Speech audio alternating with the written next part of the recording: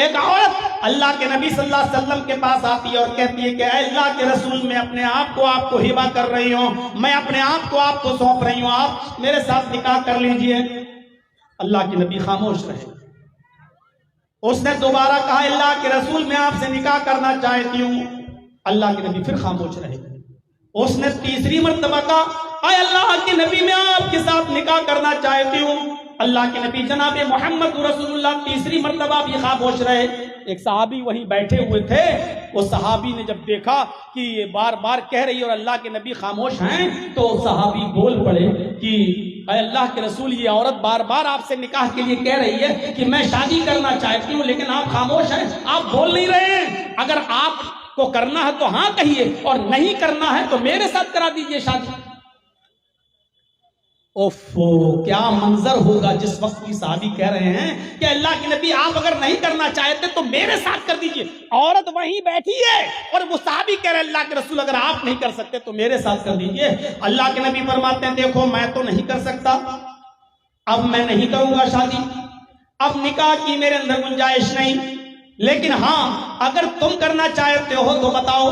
کہ اللہ کے رسول اگر آپ نہیں کر رہے تو میرے ساتھ کر دیجئے، اس کی کروا دیجئے شادی۔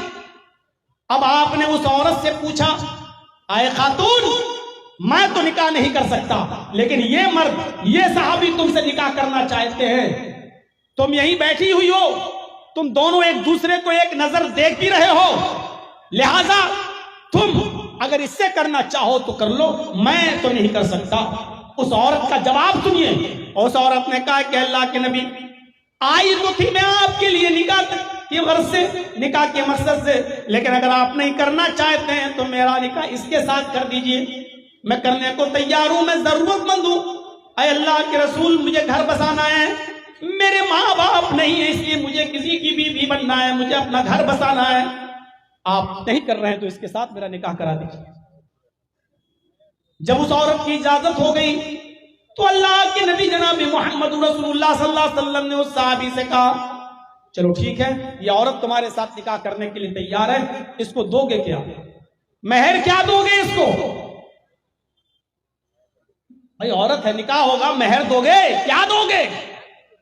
کہنے لگا اللہ کے نبی مہر میں دینے کے لیے تو میرے پاس کوئی چیز نہیں۔ حدیث کے الفاظ میں ما عندی شیء، اے اللہ کے نبی میرے پاس کوئی چیز نہیں ہے دینے کے لیے۔ اللہ کے نبی نے فرمایا گھر جاؤ، کچھ تلاش کرو، کچھ مل جائے تو لے کر آؤ۔ وہ صحابی گھر جاتے ہیں، تلاش